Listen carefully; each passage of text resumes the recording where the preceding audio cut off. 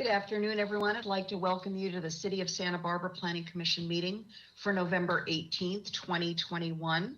Going to ask my fellow colleagues to come online. The first thing we're going to do is a roll call. And as you heard from Ms. DeBusk, and I'll just clarify, Commissioner Wiscombe had a schedule absence, and Commissioner Reed is at the hospital with his wife, expecting their second child within the next hours, I'm sure, at this point. So we'll hope all is well with the family, and that delivery is healthy and so forth. I'm sure we'll hear from him soon. So with that, let's see, could we ask Ms. Fennessy please to join us? And we will hope that Vice Chair Escobedo's electricity comes back on soon, because that's been the obstacle for him participating at the start of our hearing. Thank you. I'll now start roll call. Chair Schwartz. Here. Vice Chair Escobedo will be attending a little bit later. Commissioner Bonderson. Here.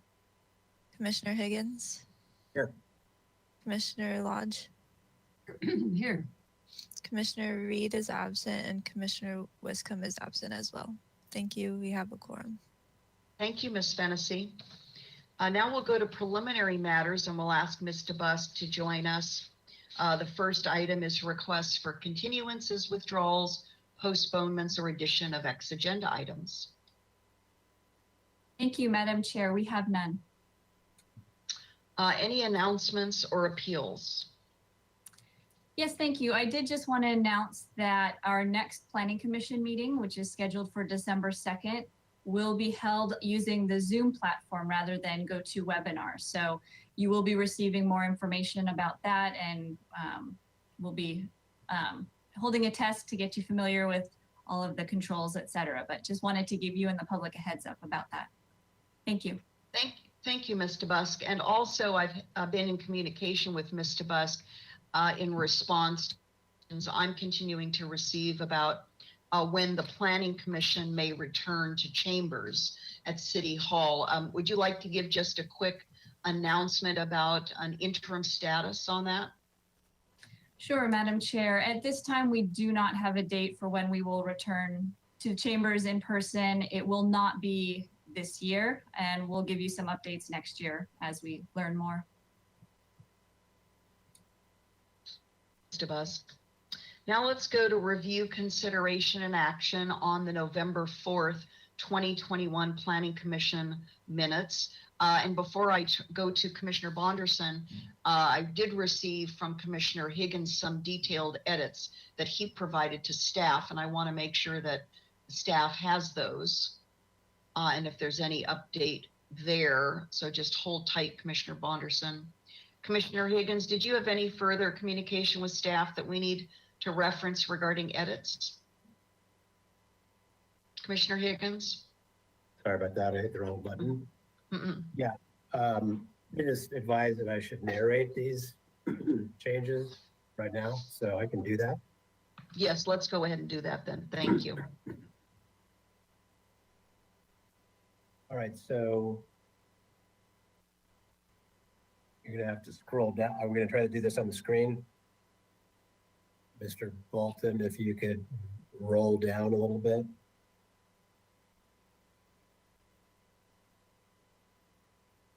Keep going. A little bit more. Right there. So in the fourth bullet point, it says wouldn't want, there you go, thank you. Wouldn't want anything other than new projects to be encumbered by discretionary projects. I just wanted to add a sentence to clarify or narrow that intent. Amendments to constructed projects should not necessarily require a new precise plan.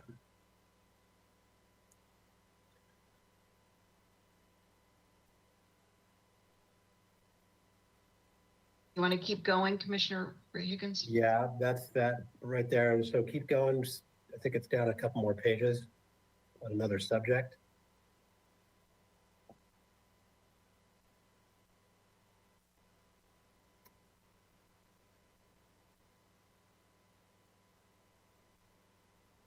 No, keep going.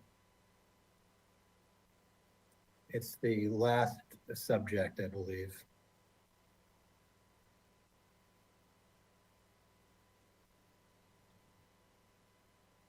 Keep going.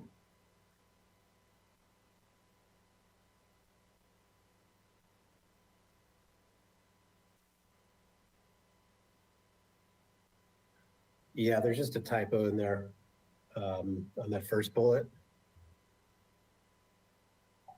Something that can be accommodated with FAR. Since we don't have FAR yet, instead of that is accommodated with FAR.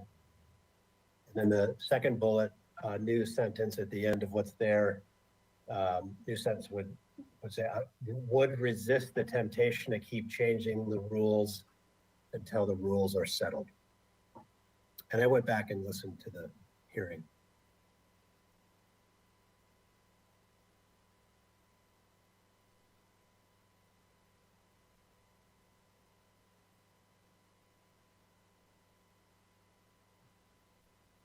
Anything else, Commissioner Higgins? No, that's it. Okay, thank you so much. Commissioner Bonderson, edits to the minutes, please. Yes, thank you, Madam Chair. So on page 4 of 12, under my section, I have 2 edits. The first one is under the third bullet point, where it says it is not, hold on. It is in our best interest to be as up-to-date and knowledgeable about upcoming transportation projects. I would recommend that we add the word transportation, since that's what I was speaking about at the time. I'm not sure if it was clear, but it goes hand in hand with the following bullet point. So I'm just requesting that Ms. Fennessy add the word transportation between upcoming and projects. In the next bullet point, the term these projects right at the beginning is a bit unclear. I was speaking about projects that were coming before the Planning Commission. So my modification, my correction is to write projects reviewed by the Planning Commission go hand in hand with other projects. And that is to help clarify what the notes are referring to in the video or in our hearing. Actually, I have one more. It's in the last bullet point on the page. My apologies, it's 3, not 2. Believes that it is really important for staff to provide a definition of the term underdeveloped. And I don't know if you like to put the word underdeveloped in quotations, but that's the word that we're trying to define. I don't know what the best way is to handle that, but that's what I recommend, to define it as provide a definition of the term, quote, underdeveloped. You can leave the quotations off, however you like to do it, whatever is standard for us. Thank you. That concludes my 3 corrections. Thank you very much. Commissioner Lodge, any edits? Okay, very good. Okay, I think that's it then. Do we have a motion then to approve with those edits? Move to approve as amended. I can second that. Thank you. Okay, so I'm going to just make a note. Higgins, Bonderson. Any discussion on that? Any further discussion? Nope. Okay, and Ms. Fennessy, could you please rejoin us for a voice vote? Oh, there we go. And there's Vice Chair Escobedo. So good to see you. Vice Chair Escobedo, before we take the vote, did you have any edits to the November 4th meeting minutes that we should include? And let's pause for a moment here. Mm-hmm. Yes, there's an edit. It's just a typo. It's on page 11 of 12, and it is the first bullet point at the very end. It says whatever exceeds the AUD program. I believe it's supposed to be succeeds. Whatever comes after the AUD program. So that's my only edit, Madam Chair. Good one. Thank you. Okay, so let's just come back to the motion and the second to just incorporate Vice Chair Escobedo's edit. Yeah, amended as move to approve as further amended by Commissioner Escobedo. And I second that. Okay, very good. Thank you. Now, Ms. Fennessy, I think we're ready for a voice vote on the amended meeting minutes. You could join us. Thank you. And I'll start the roll call vote. Vice Chair Escobedo, Yes. Commissioner Bonderson, Yes. Commissioner Higgins, Yes. Commissioner Lodge, Yes. and Chair Schwartz. Yes. Thank you. Motion passes. Thank you, Ms. Fennessy. Now let's ask Mr. Busk if there are any members of the public who would like to speak to us on items not on our agenda today. Thank you, Madam Chair. For any members of the public that have joined via the GoToWebinar platform, if you'd like to make a comment on items not on today's agenda, please click the raise lower hand icon on the control panel, and I will notify you when it's your turn to speak. The red arrow pointed down indicates that your hand is raised. And it does not look like we have anyone wishing to comment. Ms. Fennessy, did we receive any general public correspondence? Thank you, Mr. Busk. We received one general public comment from Scott Wentz that was distributed to the commission prior to this meeting. Thank you both for that. We are now ready to move forward to our first item, and this is a continued item from July 8th, 2021. We see this in front of us on our screen. It's a proposal to construct a new golf simulator facility, permit new recreational amenities. I won't read all those details, and permit dry stack boulder retaining walls at the Montecito Club. No changes are proposed to membership levels or parking. This is at 920 Summit Road, and the proposal before us today does require a conditional use permit amendment. So that is what is before the commission, and we'll be hearing presentations, having a question period, and then move into our deliberations and a vote. So with that, go ahead, commissioners, you can turn your webcams off, and I'm going to ask Ms. DeBusk if we have a staff presentation first before asking the applicant. I think we have Ms. Pilar with us, Ms. Plummer. That is correct. Pilar Plummer will be giving your staff presentation. Thank you. Welcome, Ms. Plummer. Thank you. And thanks, Mr. Bolton, for going to the PowerPoint. So I'll begin. This afternoon, as you noted, we'll be discussing the Montecito Club, which is located at 920 Summit Road. Next slide, please. In the figure to the left, you can see the project site highlighted in yellow above Highway 101. And to the right, you can see an aerial view of the club. Next slide, please. The purpose of this afternoon's hearing is to discuss a request for a conditional use permit amendment to allow changes to the site plan for the Montecito Club and an addendum to the MND prepared for the project. Next slide, please. As you may recall, the project was presented to the Planning Commission in July of this year. On the screen, you'll see the previously requested unpermitted sports court at the event lawn, and that included a children's sliding hill, several athletic hard courts, a sand volleyball court, batting cage, and dry stacked boulder retaining walls. Next slide, please. This is a rendering of the previously presented golf simulator building. Next slide, please. At the July 8th hearing, the Planning Commission continued the project, requesting the applicant prepare a noise monitoring study and to look at alternative locations for some of the sports amenities, particularly the batting cage. The commission also provided comments specific to no lighting at the event lawn for the sports court and restrictions on times of use at the sports facilities, specifying 9 a.m. to 7 p.m. or sunset, whichever is earlier. Next slide, please. Since July, the applicant has revised the project. The golf simulator building is still proposed. The batting cage previously located at the event lawn is now proposed to be relocated to the area between the existing golf cart building and tennis courts. The pickleball courts will be removed from the event lawn, and one of the existing tennis courts below the event lawn will be repurposed to accommodate 4 pickleball courts. The sand volleyball court will also be removed. The as-built basketball court, children's sliding hill, dry stacked boulder retaining walls, grading, landscaping, and hardscape are all still proposed. And the project does include a new element, which is a 12-hole putting green at the event lawn. Next slide, please.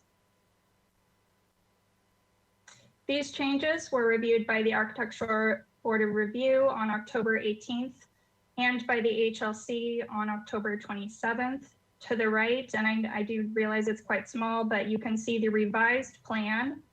To the top, you'll see the revised event lawn area showing the putting green in dark green, the basketball court, and associated ADA improvements, which are proposed for access to these areas. Below that, as the property slopes down, you'll see the existing tennis court area and one of the courts repurposed to accommodate the pickleball courts. The golf simulator building is still in its same location between the clubhouse, main building, tennis courts, and cart barn. And below that, you'll see the revised batting cage location also shown in dark green, and that's the very bottom. The ABR found the design changes acceptable and provided one comment to soften the synthetic turf area at the northeast corner of the putting green. It's a small area adjacent to the planting area. The HLC reviewed the relocation of the batting cage due to its close proximity to the clubhouse building, which is a designated structure of merit. And they found the design and location to be acceptable and accepted a historic structure sites letter report prepared for that element of the project. Next slide, please. So the original project approved by the Planning Commission in 2009 included a modification, coastal development permit, development plan, and conditional use permit amendment. There are no changes to that approval except for the requested improvements to the site plan for the club. The project is also consistent with applicable zoning standards. The project provides greater than the required setbacks at the event lawn, and the proposed golf facility building is consistent with the allowed heights for the zone. Next slide, please. So regarding the conditional use permit amendment, as was noted in the description for the project, there are no changes to membership levels, parking, or general operational aspects of the club. The golf simulator building is consistent with existing uses of the club, is screened from adjacent development, and received positive feedback from the HLC. And then the recreational amenities are considered recreational in nature and would fall under community assembly and commercial entertainment and recreation large scale, and are allowed in the RS zone with a conditional use permit. Additional regulations related to the CUP are outlined under SPMC 3185-350 for recreational facilities and include specific findings related to operational hours and design and operation of outdoor lighting. Staff is supportive of the recreational amenities as the improvements are for club members only and have operational restrictions. All amenities at the event lawn are proposed to operate between 9 a.m. to 7 p.m. or sunset, whichever is earlier. The pickleball area and batting cage will follow regular club operation hours of 7 a.m. to 9:30 p.m. And a revised noise analysis as requested by the Planning Commission was prepared for the project, evaluating the new design with the proposed relocation of the batting cage and pickleball courts, and determined that there are no significant noise impacts and noise would not exceed the city's threshold of 60 dBA LDN. And lastly, there's no outdoor lighting proposed. Next slide, please. The project is located in the Eucalyptus Hill neighborhood and is consistent with the land use element as the project will continue to provide existing open green space and private golf course use. The project site is also identified as a major park in the open space element and would be consistent as the project would not change the site's use as a golf course with provided recreational amenities. And general policy ER 31.2 establishes 60 dBA LDN as the maximum normally acceptable noise level in single family zones. While the project would introduce intermittent noise, this noise would be consistent with typical noise anticipated for the club and would not rise to the level of an environmental impact.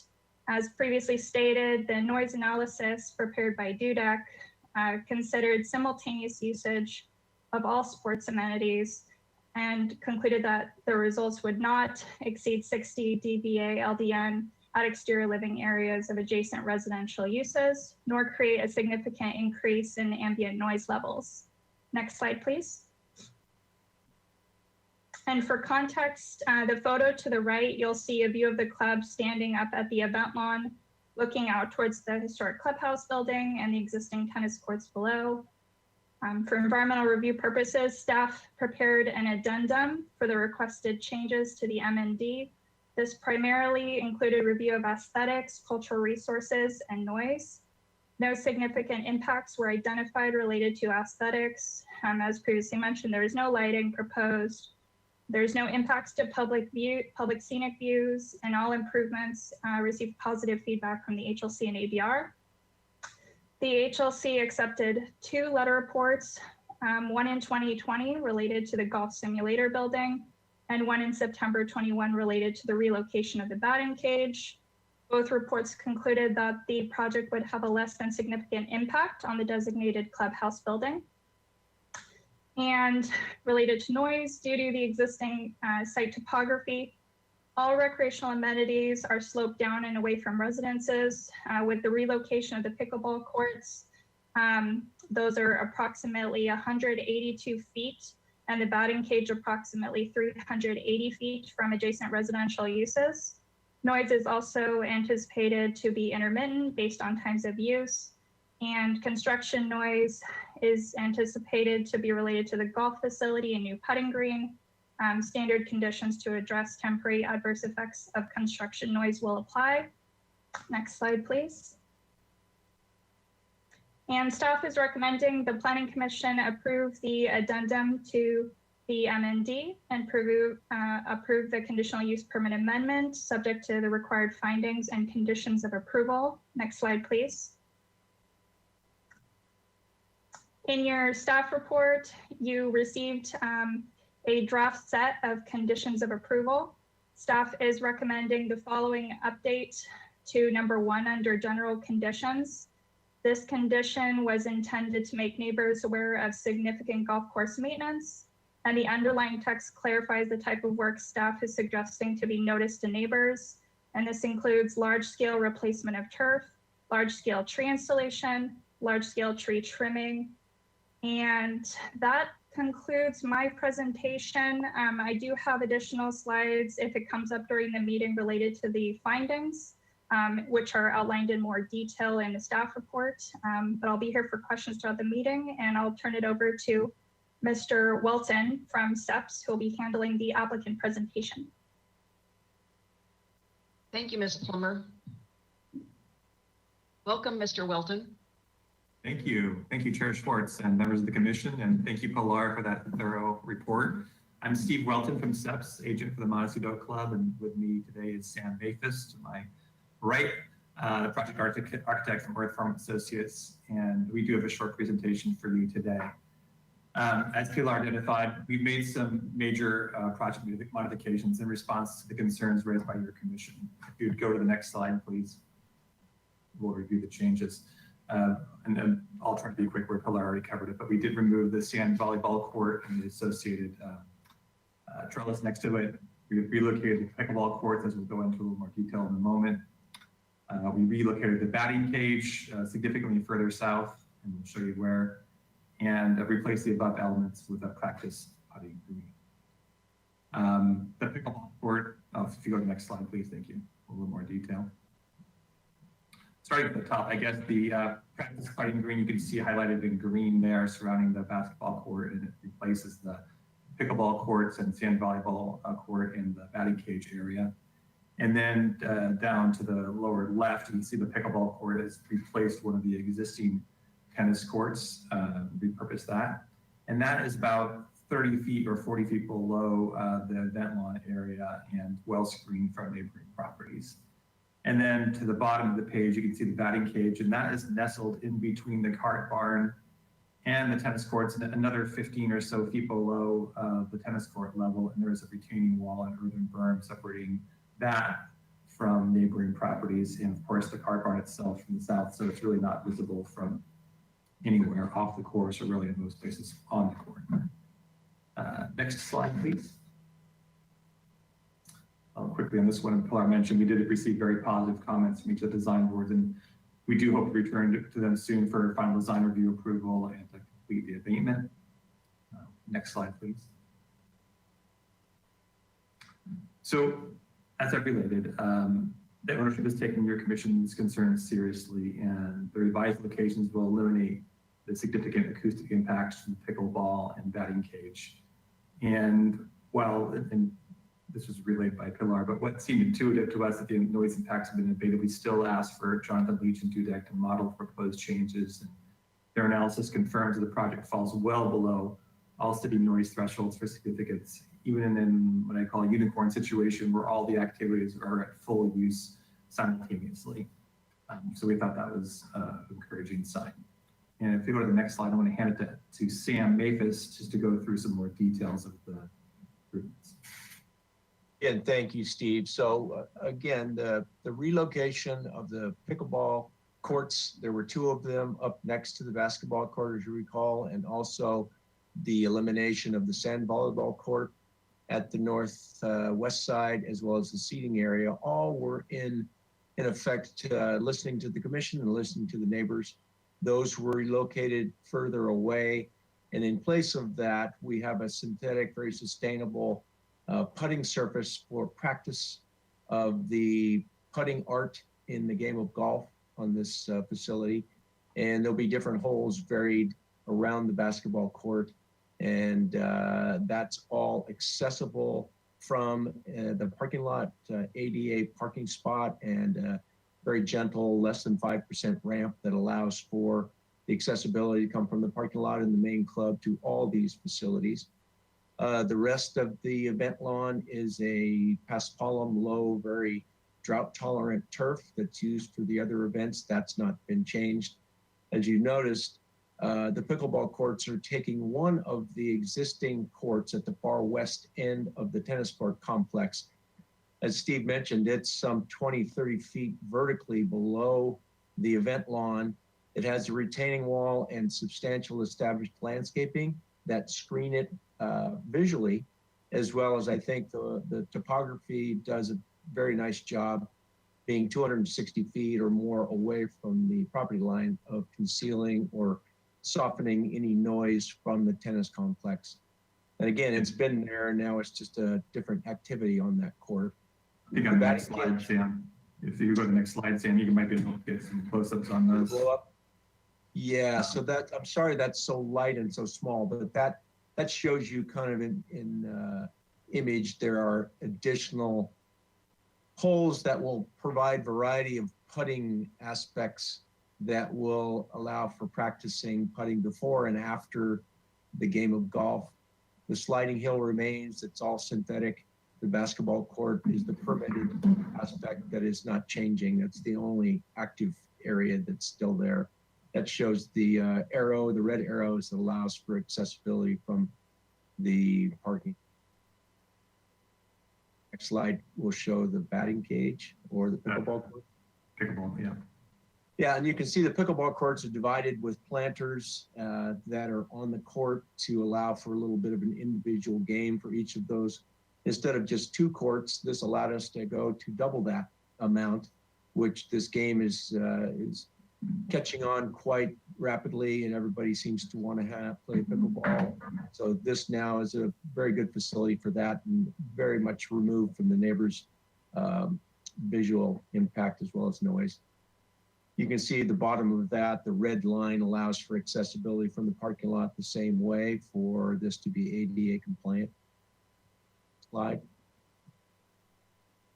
Batting cage, I think you see that as mentioned, it's tucked right behind the cart barn. So it's in essence squeezed in there between a retaining wall and the cart barn. On the west end, we have a door that allows for the function of the carts to go in and out and the operation to not be changed. But this area behind the building allows for this batting activity to be softened by a retaining wall and the existing established landscaping. We have further pictures if you want to see more of that. And then on the east end where the entrance is, we do have a small trellis and some stadium seating for observation of the activity and for waiting to participate. And all this loads towards the main accessibility path from the main parking lot and all the other club activities. So it's quite hidden in there. You really don't know it's there unless you approach it from the south. And it's hidden also from the walkway on the east. So really, as mentioned, there's no lighting. The hours of operation are what they were. We've taken all these active areas and moved them away and in areas that I think now are quite compatible with the other uses around the club. So I think we've really listened and there's been a lot of good compromise done by this new proposed design for all. Takes care of most of what we did. Yep. Thank you. If you go to the next slide, I just want to take a moment to go over how the applicants address the points in your commission's motion of July 8th. I think, at least I hope it's clear that the project has been revised in response to your comments and recommendation that we analyze alternatives. That's the first point there. The operational hours are similar to what you requested and actually what was proposed in our original project description. With regards to special events in the lawn, we're proposing that we'll have no sports play on the event lawn when there are more than 50 persons using the event lawn. As mentioned, you asked us to prohibit outdoor lighting, and in fact, none is proposed or will be proposed in that area. You go to the next slide, please. I'll continue your motion. You asked about noise abating equipment for the event lawn, for the bats, falls, and paddles, which we were considering, but because of the revised locations now, the pickleball court and the batting cage, even modeling with standard equipment, we're falling far below any kind of levels of significance if we're proposing to use standard equipment now.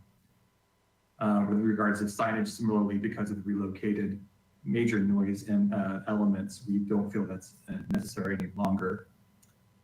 You agree? With regards to the hotline, we will and have actually updated the website to include a phone number and email with 24/7 access so that people can get a ready response to their concerns. Next slide, please. There is discussion of a sound barrier. We at one point proposed a sound blanket over the batting cage, and effectively we have one with the earth berm on the north and the cart barn on the south.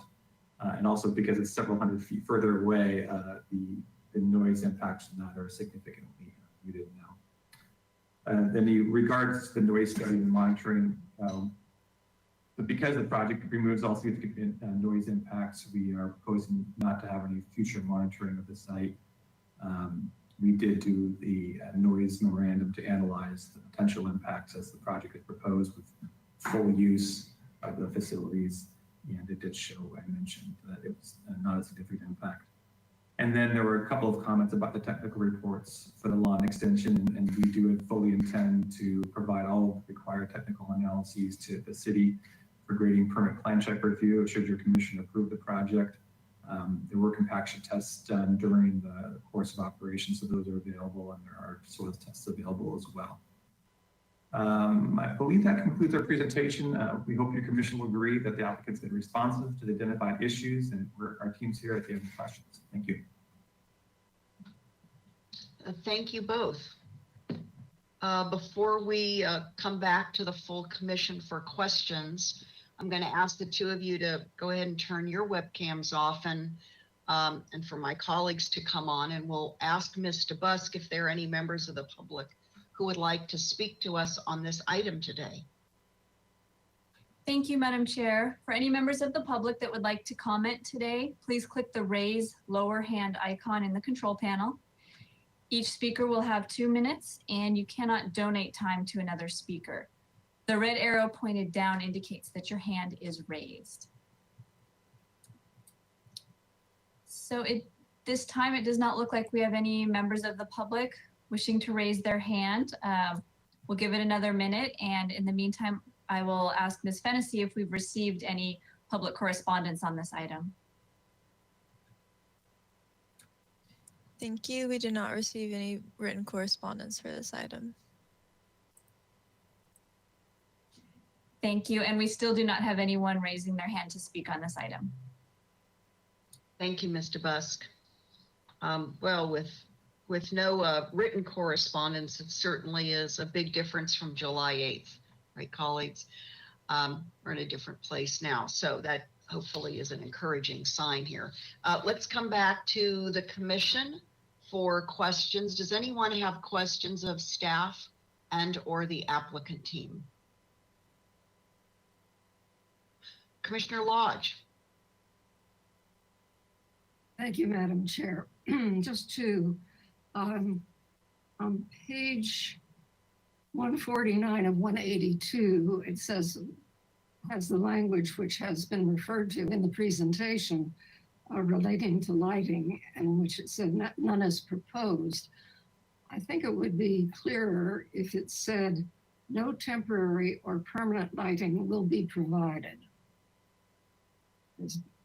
Will be Let's pause for a moment, Commissioner Lodge, and get that up on the screen so we're all referencing that. Maybe we could expand so that it's legible for us. Can we do that, Mr. Bolton? I think the lighting reference is on page 150, actually. Let's go to 150. See if that does it. First paragraph refers to it.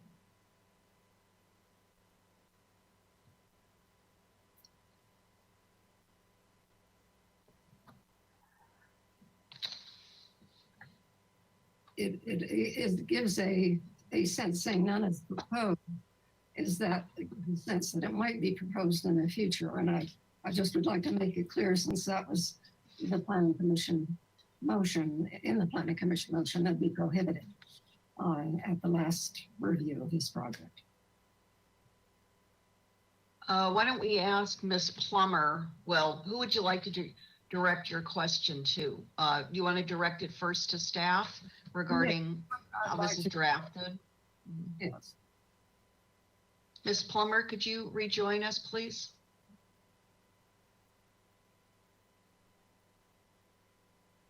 Thank you, Chair Schwartz, and to Commissioner Lodge. This language is part of the noise analysis prepared by DUDEC, and I think that they were just using what the applicant's proposal is, that there is no lighting being proposed. I think we can clarify that if you decide to move forward with the approval of the conditional use permit amendment, that we can clarify that lighting is prohibited if at this area, if that is your preference. I think that would be clearer. Okay. Okay, and then my other question refers to page 149 of 182. And it's at the bottom of the screen, table 1, the ambient noise summary. There, the upper limit is 60, and there are a couple of places where it's over 60, and I would like the applicant to comment on that. On Sunday night at MP2, the bottom went up to 61, and then on Monday in the daytime, it went up to 62. So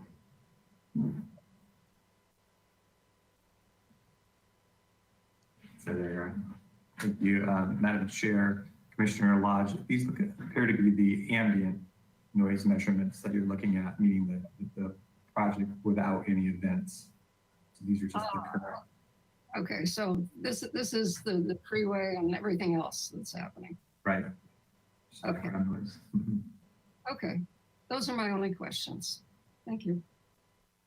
Thank you, Commissioner Lodge. Additional questions for staff and/or the applicant team? Vice Chair Escobedo or Commissioner Higgins? I'll wait a moment. No questions for me, Madam Chair. I just have one question for Mr. Welton.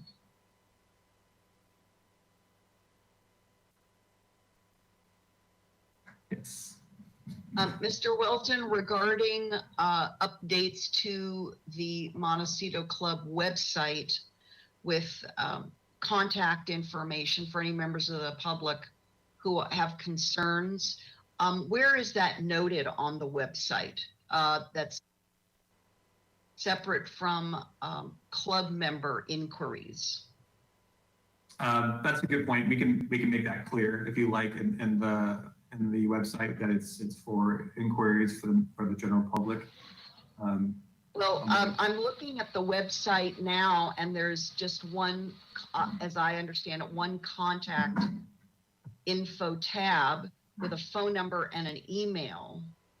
But I didn't know if this is, I don't know where the 9693216, kind of which employee or sets of employees responds to this or picks up these calls, and then also responds to the info at montecitoclub1918.com. Mm-hmm. So can you tell me anything about that? Yeah, actually, I think Mr. Medell is with us as a panelist, and he might be able to directly address this the best rather than me attempting. I believe it's 24/7 concierge, but if Bill's available, I think member services is supposed to pick up all of the calls. Bill, are you online? Maybe not. I don't know that he did it. I don't think he did a tech test. Maybe Mr. Bus can confirm. I can get clarification. Oh, yes, Okay. difficulty getting on, but he's telling me that it's 24/7 concierge. And that member services picks up all of the calls that go to that line and the email that is referenced there. Okay. All right, thank you. Oh. That was my, yes, I'm sorry, Mr. Welton, were you going to say something else before I come over to my colleagues for questions?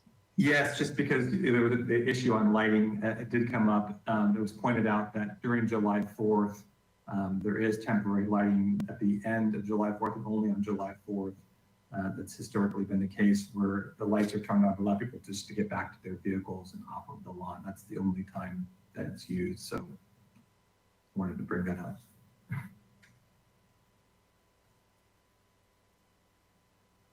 Commissioner Lodge, did you want to ask Mr. Welton any as a follow-on to that? Okay, and thank you, Madam Chair. Well, then perhaps just have the prohibition to any permanent lighting rather than permanent or temporary. But he's fine with us. Okay. Thank you. Thank you, Commissioner Lodge. I've made a note of that as well. Commissioner Bonderson, questions? Yes, thank you. I just wanted to follow a little bit further on what you were talking about. It triggered a thought. I wanted to know, perhaps by staff, if Ms. Plummer's available, maybe she's the right person to ask. In the event that for some reason, purposefully or not, one of these conditions are violated, for example, just for as part of an example, use of the event lawn, where we see here that it says will not simultaneously hold events over 50 persons on the event lawn. Let's pretend that accidentally there's more than 50 people and they violate this. What are the repercussions? How does this work? Thank you for your question, Commissioner Bonderson. And I might ask either Ms. DeBusk or Mr. Henschke to provide a little bit more detail about that. There are conditions. My understanding is they would be enforceable if we received a complaint. But in terms of that process, Ms. DeBusk, can you add a little bit more? Thank you. I apologize, Commissioner Bonderson. Can you repeat the question? I certainly can. I was asking that if for some reason, some part of this proposal as presented is not, is violated in some way. And the example I gave was something as simple as the use of the event lawn. The way that it's been presented is that the applicant will not simultaneously hold events over 50 persons on the event lawn while also using use of the basketball court, for example. But let's say for some reason they do. Let's say there's more than 50 people, there's a violation, or on accident they go over 7 p.m. and it disturbs someone and they call in a complaint. What is the repercussion? That's the question. Okay, thank you. So if that were the case, we received a complaint, we would open an enforcement case, and then it would follow our standard enforcement process. So we would look at the conditions of approval, we would let the applicant, or we'd investigate essentially, and then let the applicant know if there was a violation of the conditions. And then we would work with them to ensure that it doesn't happen again. Got it. So is there ever a fine on something like this, or is it more of a let's make sure it doesn't happen again? The reason I specifically asked this, Ms. DeBusk, is because this isn't a permanent, this is not a permanent problem where you come and you say they built something and it's sitting there permanently and they can't, hide it. This is an event that's now over, or it's an evening that has now ended. How do we make sure that is properly abated? Thank you, Commissioner Bonderson. This is one of the items that is difficult with conditional use permits where you're actually talking about uses. If it was something that was being repeatedly violated, then we may bring the project back to the Planning Commission for either amendment or, depending on what the issue is, they may ask for expanded hours because they found that what they had didn't work, or we may, amend a condition or something to that effect. But that would kind of be the end of the process is we would bring it to Planning Commission for feedback. Thank you, Ms. DeBusk. And I see that Mr. Henschke, our Assistant City Attorney, Mr. Henschke's joined us. However, your mic is not on, Mr. Henschke. We don't want to miss what you're And saying. now, and now you can hear me. There you are. Yeah, okay. So honorable chair, members of the commission, I apologize for not turning on my mic first. But there are other remedies that are available in the event of a recurring violation. Ms. DeBusk accurately described the code enforcement process within community development. Other tools that are available in addition to revocation of the permit are violations of the permit do constitute a public nuisance, and we have the ability to seek an abatement action if necessary. That's the most kind of the most egregious type of enforcement that we or violations would be we would use the nuisance abatement process on. In addition, if the permit is revoked and they do continue the action, that's a violation of the zoning ordinance, and we can use our other enforcement tools to enforce that. So we do have remedies, but those are, as with any enforcement action of the zoning ordinance, those kinds of remedies are reserved for the most egregious actions and repeat offenders. Thank you, Mr. Henschke, and thank you, Madam Chair. That concludes my questions. Thank you, Commissioner Bonderson. Commissioner Higgins, questions?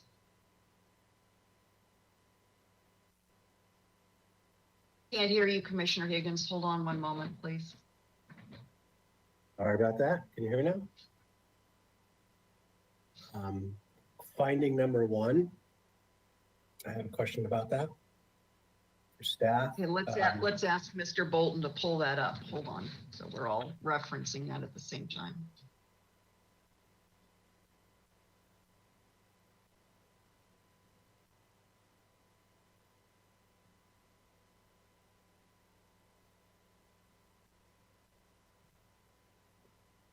We should have it on the screen now. Is that what you're looking at? A1, Commissioner Higgins? No, CUP, I'm sorry. The CUP finding number 1. There you go.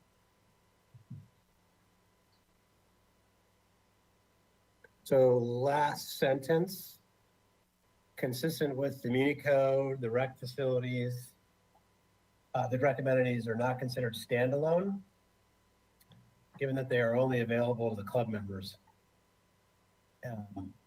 What's the nexus here between that part of the code and the private nature of the club? And I think, let me just guess what I think is being inferred here, that because there aren't individual uses that are segregated to different users, that they're all wrapped up into one facility. Is that what you're getting at, or okay, help me out there? Yes, that's correct, Commissioner Higgins. The intent was that the proposed recreational amenities that are being requested under the conditional use permit amendment, they're all falling under the umbrella of the existing Montecito Club. They're not individual facilities on their own that would be outside of that. So they're all amenities to the golf course use. And that community assembly, commercial entertainment and recreation section of the ordinance, let me just pull it up really quick. Yeah, I read that part of the code. It didn't really seem like there was a connection to the private nature of the activities. Maybe if you would be willing to rewrite that and consistent with the Muni Code, the rec amenities are not considered standalone, given that all uses are available to all members of the club. And I think what your point is that if the batting cages were not available to the club members and that was a separate batting cage membership, that would be a separate use. Is that what you're trying to get at? That's correct. And also to persons outside of the Montecito Club as well. So this is strictly for club members. Yeah. So is that clear, what I had narrated there in terms of revision, that finding? Would you? Yes, Commissioner Higgins, I believe that that's clear. Yeah. And then back to what Commissioner Bonderson was getting at or asking about the violation for staff, will there be any violation penalties or increase in permit fees because of the as-built process here? Thank you, Commissioner Higgins. In terms of the application for their building permit, it's just a standard building permit fee for the grading that's been done, as well as for the as-built work. It's all considered new, but no, there's no additional fees associated with that work that was done without a permit, just the standard fees. I had thought there was a provision in our code or where you have as-built work, your building permit fees double. Is that not in our code? Ms. DeBusk, I might ask her to come on and see if there's any additional fees that might apply to as-built work. We previously had fees for planning related to as-built work, but that's no longer within our fee resolution for planning, but for building permit fees. Yes, thank you, Chair Higgins. We cannot charge more than the cost, than what our cost is to do those plan checks. So we cannot add a penalty fee essentially for projects that are as-built or enforcement cases. So there is no additional fee. What's the penalty then for somebody that builds improvements without a permit? Commissioner Higgins, there isn't one, other than the fact that if their improvements aren't approved, they have to tear them out. So In addition to that, just to add on, I mean, this project does have an enforcement case for their as-built work, and the process is they either receive the appropriate approvals, receive their building permit so that it's all officially approved. If they weren't to do so, they would either have to remove it. And if they didn't, my understanding is that they would receive additional citations, and those could eventually lead to some financial cost to the applicant, but the applicant in this case is going through the appropriate process and trying to receive their building permit and all the appropriate approvals. all right, well, I'll save some commentary on that for later after somebody makes a motion. Thank you. Thank you, Commissioner Higgins. Questions, additional questions? Did I overlook anyone or any follow-on questions? I see Commissioner Bonderson is contemplating. No, okay. Vice Chair Escobedo, no additional, no. Commissioner Lodge, okay. Let's see, let's move right along then to comments. What are your thoughts regarding where we are and what you've heard and what's newly being proposed before us? And let me just reference for us that the findings in Roman numeral 9 start on page 8 of 182 in our packet. So they go at pages 8, 9, and 10. If we want to reference any of those, Commissioner Higgins already asked questions about condition B1, which is on page 9. But if there's anything else you'd like to discuss or just comment on, that's important to have before us as we move forward. What are your thoughts? Who would like to begin commenting? Go ahead, Sheila. Commissioner Lodge. Thank you, Madam Chair. Well, as the applicant said, they listened. And I, for one, am very appreciative.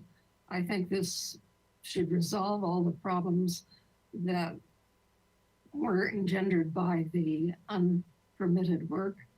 And that this is going to be a happy ending for the club and the neighbors. So I'd be happy to make a motion to approve the addendum to the final mitigated negative declaration and approve the conditional use permit amendment with required findings as noted by Chair Schwartz and subject to conditions of approval. And then Commissioner Lodge, before we continue on, I've noted just for our collective consideration, the proposed changes or edits you recommended under, let's see, this is on table 1. What is that page? I can't even see in our packet what page that was. This is regarding the lighting, that the language about, lighting is also not proposed, but I wrote down that you were recommending to say permanent lighting is prohibited. Is that what your thought was, Commissioner Lodge? Thank you very much, Madam Chair. Okay, and I don't know, maybe Ms. Plummer can help us identify where that would go, that edited language. And then I've noted in the exchange that Commissioner Higgins had with Ms. Plummer on page 9, this is condition B1, as I already mentioned, we're going to have some language change there, which I think we should discuss once we get to a motion. So I don't want to shortcut the commentary here, just wanted to put those on our radar when we get to a point of making a motion. Okay, additional comments? Commissioner Higgins, did you want to go next with comments about where we are? Yeah, I'll support the project. The applicant team did a great job at convincing the operator applicant to make some pretty drastic changes. I think it's a much better project. So I can support it as with the amended note about the conditions for lighting and with my wordsmith in condition B1. I'm sorry, finding B1. And in B1, Commissioner Higgins really didn't spend any time with Ms. Plummer coming up with specific alternative language. I can do it again if you'd like. Yeah, let's do that if you don't mind. I think that could be an efficient way to It's really for easy. us. Okay, So- so again, yeah, here we are. Last sentence, starting with consistent with Municipal Code 3185-350, the recreational amenities are not considered standalone, given that they are all available to all Montecito Club members.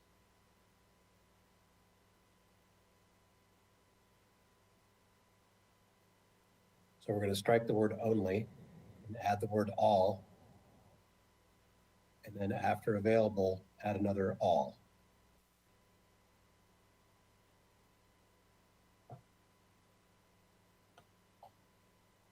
Okay, Madam Chair, excuse me. Commissioner Higgins, don't you mean between 2 and Montecito? Yes, available to all Montecito Club members. Yes, thank you. okay, very good. I've made a note of that as well. Anything else, Commissioner Higgins, in the way of comments? Yeah, I think it's, we have another one of these across the street at the Beliscardo where there's active use without a permit, and lots of complaints, and the applicant or the whoever it is, the steward of the property is it gets to a point where staff and gets tarred and feathered in the media for allowing something to continue because the applicant is in the abatement procedure, which can be the applicant, the abatement procedure in the form of the application of the city can be dragged out or metered by the applicant. So without any fines, it puts the planning commission in a rough spot of, trying to figure out a way to make it work. Whereas we might end up with a different project if it were submitted, but we're kind of boxed into either up or down approving something that was done without a permit, or denying it. And that's obviously a significant penalty to have to rip everything out.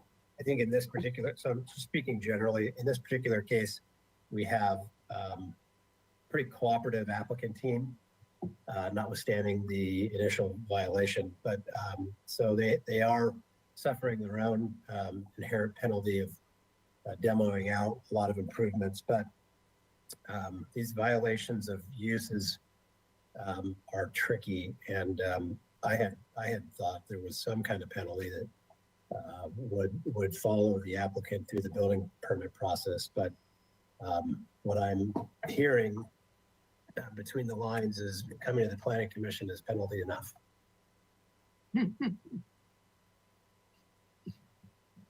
Oh, that's painful to the ears, Commissioner Higgins.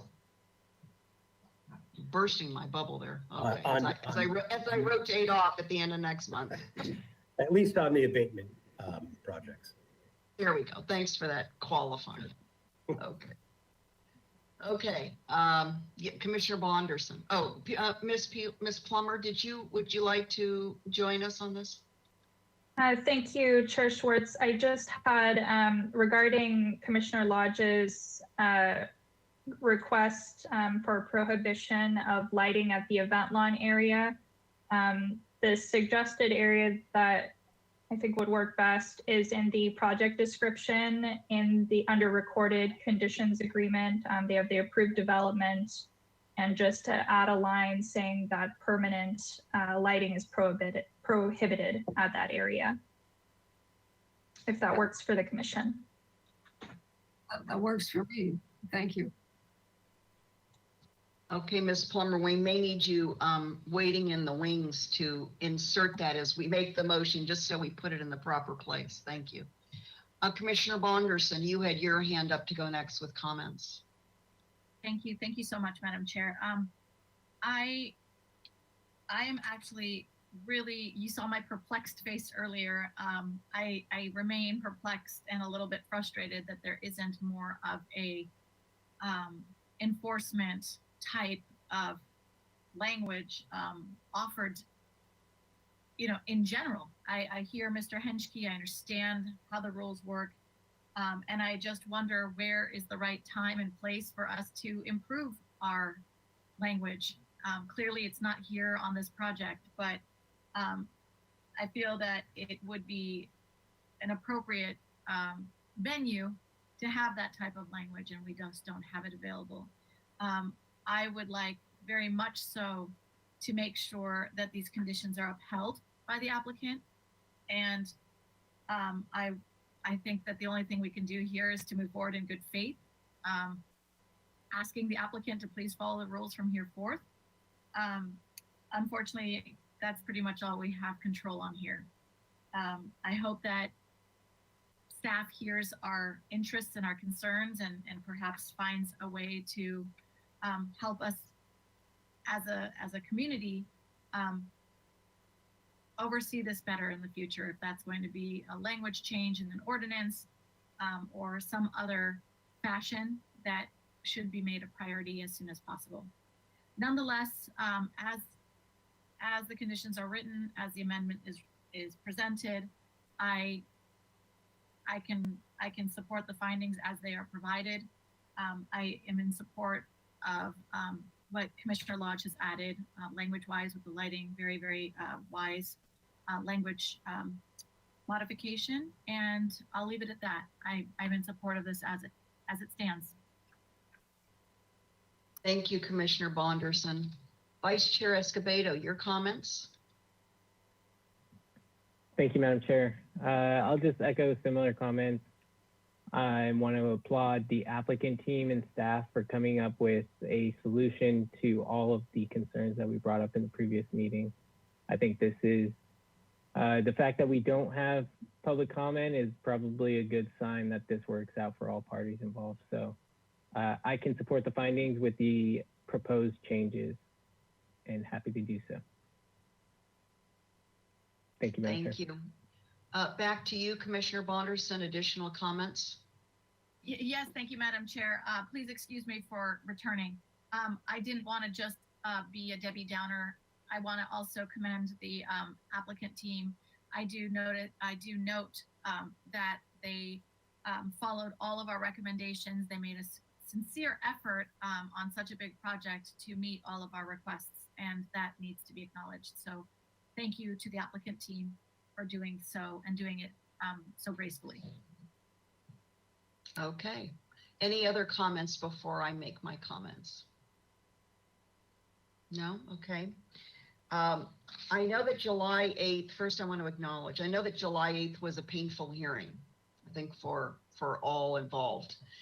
And while we wish that we didn't have those, I am encouraged that the applicant team really took to heart and has been responsive to the fairly significant list of concerns and recommended changes that came out of that hearing.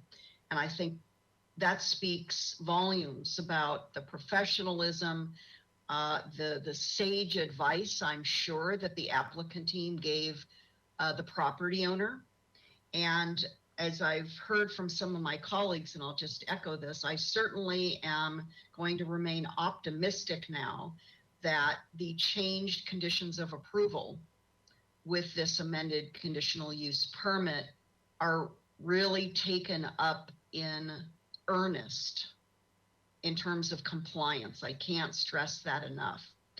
That leads me to suggest to my colleagues, since I'm rotating off the Planning Commission at the end of this calendar year, that perhaps when you return to in-person lunch meetings, I'm really hoping that you're afforded that early next year, because we've missed so much the informal mini trainings and just more free-flowing discussions. Perhaps a revisiting conditional use permit structuring along with kind of a companion enforcement piece may be something that you'd be interested in having staff, including the city attorney's office, discuss and to see if there's some improvements there in how conditional use permits are structured in conjunction with potential enforcement needs. That's it for me. And so I'm happy to support what I'm hearing is a motion with some amended conditions. So I'll just turn it back over. I think Ms. Lodge wanted to make the motion and we'll see where we go from there. Okay, thank you, Madam Chair.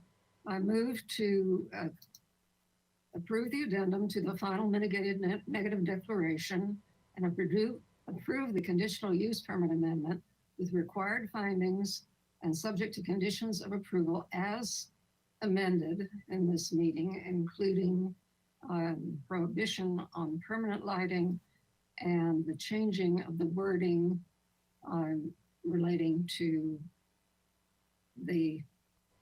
that it's not considered standalone. I'm unfortunately, Madam Chair, perhaps you have noted where that goes, or Commissioner Higgins. Yes. So You could just say. go ahead, Commissioner Higgins. Go ahead, Commissioner Higgins. Amended finding B1 as discussed. Oh, no, okay, thank you, including that. I'll second. Okay. Now, when we go to discussion, I want to ask staff or maybe even Mr. Henschke, do we need to be any more specific with the amendments to the conditions? As you heard Commissioner Lodge articulate them, I want to make sure there's no confusion when Ms. Fennessy transcribes our hearing into the meeting minutes. Ms. Plummer? Thank you, Chair Schwartz. I think it's pretty clear, as stated by Commissioner Lodge and Mr. Higgins' comment related to the first finding. So we'll be updating that, and that'll be included in your minutes for the meeting. Okay, thank you very much. Okay, any discussion on the motion? We heard Mr. Busk, did you want to say anything further about that?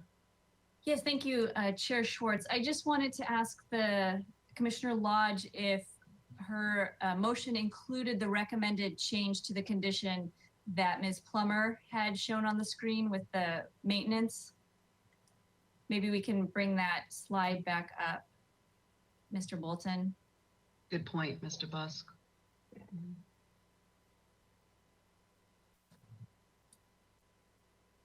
And Mr. Bolton, I believe it's just the slide after this one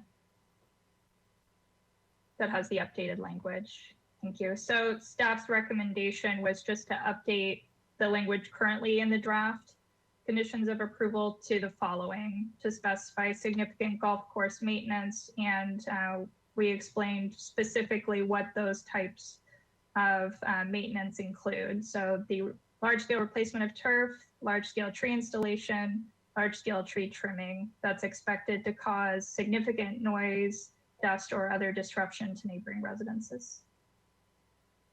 Thank you, Ms. Plummer. Yes, I'll add that to the motion under general conditions and the underlined additions as on slide 22. Very good.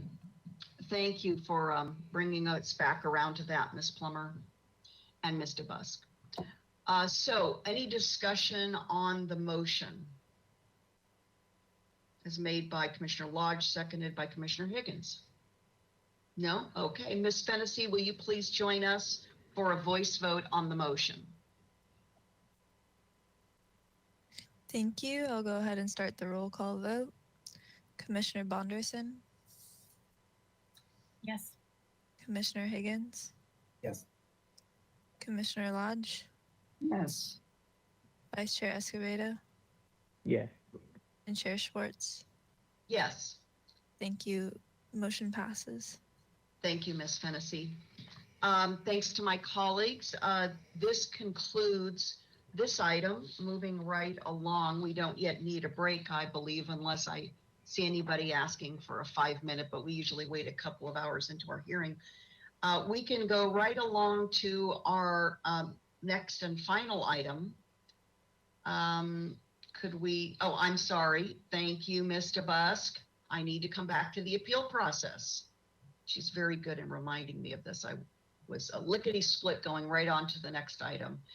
So there is an appeal process for the item we just concluded. And that is that within 10 calendar days, there is the opportunity to appeal the Planning Commission's decision on the item of 920 Summit Road. And the details of that appeal process are on the screen and also available for consultation with staff. Okay, let's now move to the second and last item. It's an extension of the average unit size density incentive program.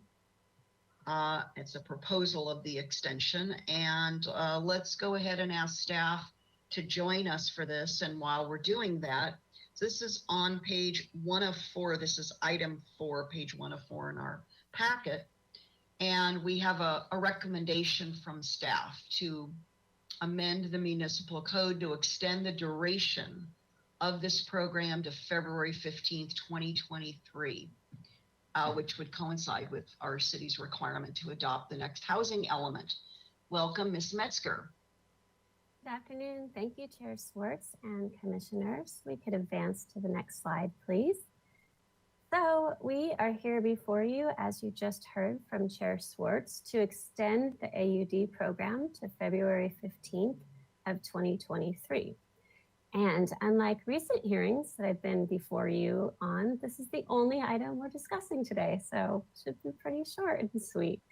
Currently, the AUD program expires in February of 2022. Next slide, please.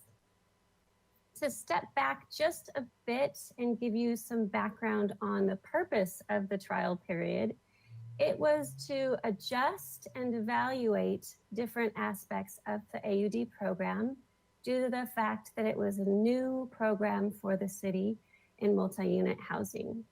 And since the AUD program was adopted in 2023, many of these adjustments have been made to continue its goal of creating additional housing for our community. We have, in fact, done adjustments to density. We have modified parking standards. We have changed development standards. We also have protected existing affordable housing like mobile home parks and enacted administrative changes to streamline the process. Next slide, please. As discussed in our last couple meetings with me before you, staff had determined that moving from regulating by density through the AUD program to FAR will require additional environmental review and needs a substantial revision to how we calculate the build-out assumptions for our EIR. So during this time, we will be looking at the FAR and that build-out with the Climate Action Plan and changes in build-out created by SB 9, and as well as the accessory dwelling units. This additional time will allow us to analyze alternatives with the Climate Action Plan and new traffic impacts. And as stated earlier, it coincides with our new housing element. And then during this time, we will continue to work on other amendments to move the AUD program to multi-unit housing. Next slide, please. So just as a quick refresher, these are the incentive elements for the AUD program: definitions, densities, height, setback, parking, open yard, inclusionary, and the average unit size. Next slide, please. And so we'll be taking those incentives and moving them into these portions of Title 30. So you can see that there's a lot of change going on from that one chapter to all of these various parts of code. As you remember from the last time I was before you on November 4th, we talked about some larger concept issues to get initial PC feedback on. And staff will be coming to you again soon with another package of large concepts to get your feedback on as well. Next slide, please. And so we will also be presenting the economic feasibility study that you reviewed in October to City Council on December 14th. We'll also be giving them an update on what we had before you at the last hearing on November 4th, as well as giving them an update on the new adjusted timeline to complete all of these various work efforts. And then remind them that we're continuing to work on these large code amendments to move the AUD program into other parts of code. And additionally, if you remember, we're also wrapping into that some cleanups that we had from the original new zoning ordinance and additions that we have had direction from the LDT Oversight Committee. So we have a lot of things going on in Title 30 to change. So next slide, please. So in the end of this presentation, I would just like you to follow the recommendation at the top of your staff report and recommend that City Council extend the AUD program to the February 2023 date and allow us to continue our work on multi-unit housing. And with that, I'll conclude my presentation. Thank you, Chair Swartz. Thank you, Ms. Metzger.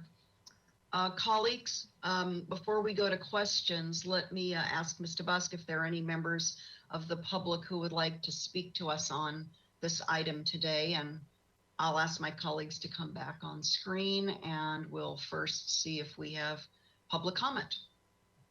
Thank you, Madam Chair. For any members of the public that have joined by webinar, if you would like to make a comment on this item, please click the raise lower hand icon in the control panel and you will have 2 minutes to speak. I will notify you when it's your turn to speak. and the red arrow pointed down indicates that your hand is raised. At this time, it looks like we have one public commenter. John Blair, if you unmute your microphone, you have 2 minutes. Thank you, Madam Chair and Commissioners. I'm a real estate developer in Santa Barbara. My partner and I built the project at 835 Cannon Perdido Street, Plaza Riviera, which is a 41 unit project that has been pretty successful. The comment I wanted to make is that as you move towards the FAR program, which I think is a good idea, and extending AUD for that period of time before that's all settled, I would hope that you would look at some way to address having a little better density on some of these projects in the downtown area. Waiting 2 years or a year and a half before FAR is settled is a long time, and so you might stall projects. So I know the city staff has been coming up with some ideas that might be presented to you, and just as a local developer looking at building rental housing downtown, I would just encourage you to try to be creative and be sensitive to our side of the business, which is we don't have a lot of time normally to evaluate projects and put things in motion. So whatever you can do to help us get a little more density during this period of transition and make it happen in a way that doesn't take 6 to 12 months to sort of see if you've got a project that's workable. So that's what I want to say, and thanks for the work that you're doing. Thank you, Mr. Blair.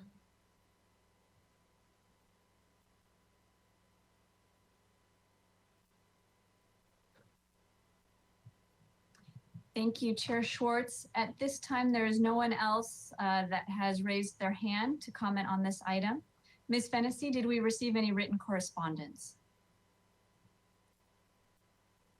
Thank you, Ms. DeBusk. We did not receive any written correspondence for this item. Thank you both. Okay, it's back to the commission. Any questions of staff, of Ms. Metzger in particular? Commissioner Higgins. So we're being asked to extend to, I just lost the date, early 2023? Yeah, February 15th, 2023. And here's Ms. Metzger. Mm-hmm. Is the idea that we'll have the housing element done by then? Yes, through the chair, Commissioner Higgins, that is our date for completion of the housing element. So that'll be another big thing that we're working on next year in long range planning. Is that realistic? I mean, I know your answer is going to be yes, it's realistic, but sometimes these things take longer than we initially think. So is February, that's essentially a year from now. Are we really going to be getting this done in that amount of time? Or have you thought about what if we just did June of 2023? What would be the danger in giving you extra time?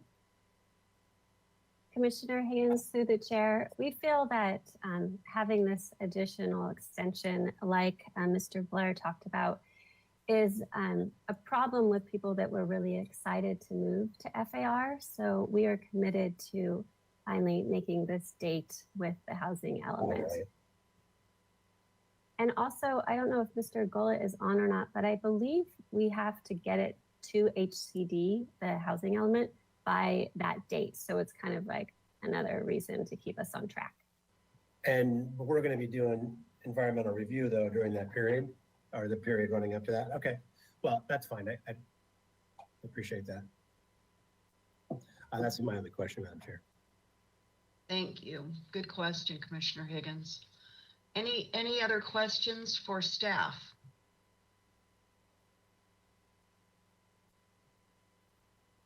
Okay, how about comments? Again, we're being asked to make a recommendation to council. to extend the program to February 15th, 2023. So ultimately, we'll need a motion and a vote on that. But any comments, Commissioner Lodge, or are you just, yeah, not that I'm pressing you to make comments. We could move right to a motion, and if nobody else has comments. This seems very simple and direct. It's simply a time extension to on this program, which would otherwise expire, and it gives staff time to complete a big pile of work, which, as Commissioner Higgins was suggesting, is a lot to get done in that year. But I think they can do it, so let's give it to them. Okay, colleagues, could you all rejoin? It's unless you have additional comments, it seems like we're ready to consider a motion that's before us on the recommendation that's being requested of us. Would anyone like to make a motion? Who's excited to make a motion? Let me ask that. I'm not excited, but I'll do it anyway. Oh, no, I was hoping somebody would be really excited. Okay, Commissioner Lodge. I move that. Words right out of my mouth. I'll second the. Wait a minute. She hasn't made the motion yet. Hold on. She made a motion. Commissioner Lodge, please. I move that the Planning Commission recommend to the City Council that they amend the Santa Barbara Municipal Code Chapter 30.150 to extend the duration of the average unit size density incentive program to February 15th, 2023. Period. Second. Okay, there we go. Yeah. So any discussion on that very exciting motion? Okay. No discussion. I'll bite on that.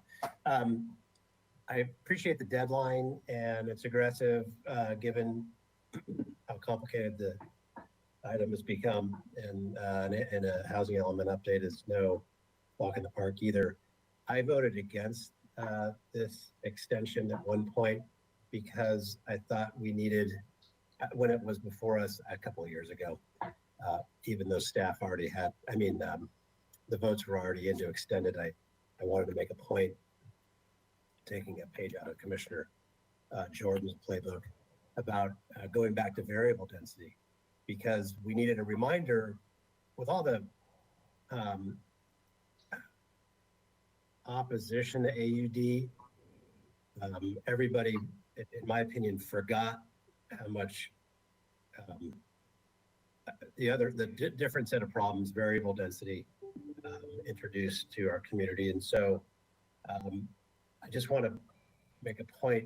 We all need to do a better job at reminding our constituents or the general public that AUD is much better than the opposite. And we really are up against a deadline legally, pragmatically, that if AUD doesn't get extended, we go back to the devil of variable density, which doesn't help anybody. So. Yeah. I remember variable density well. You're correct, Commissioner Higgins. Any other comments on the motion?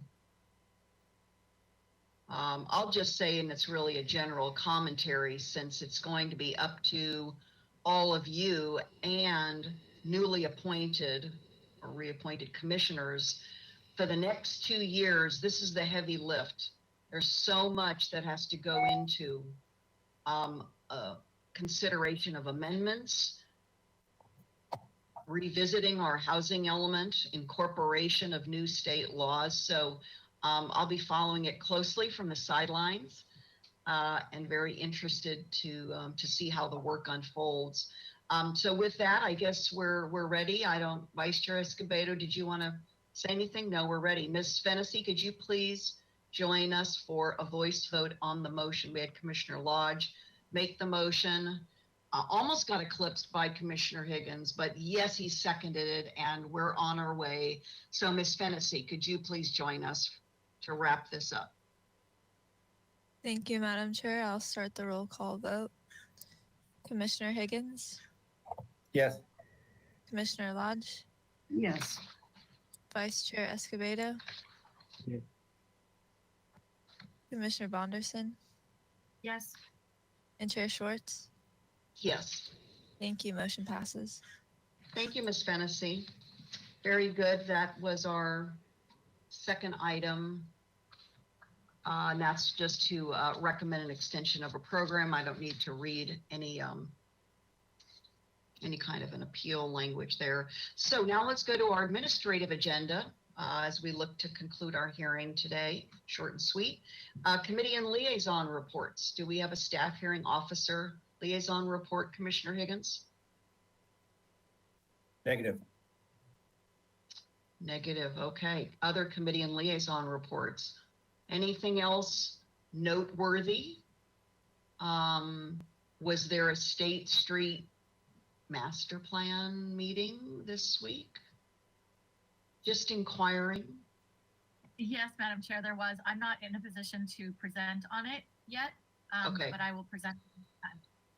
Okay, very good.